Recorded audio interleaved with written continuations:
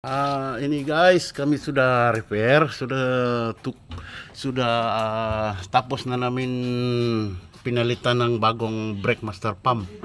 Ito ang problema niya. Ngayon, testingan man namin muna yung pero wala pa yung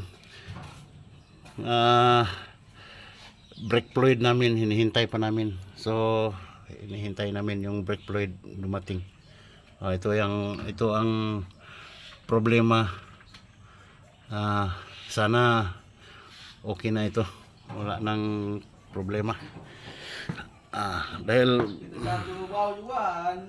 pangalawang araw na namin nagbalik dito dahil kahapon nag-take leave ako.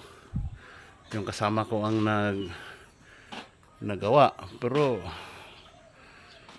nag-complain na naman yung driver, pati yung in-charge niya dito sa plantation. Gym na naman daw. So ngayon, binalikan namin. Ngayon, testing muna namin kung okay na siya. Kung hindi,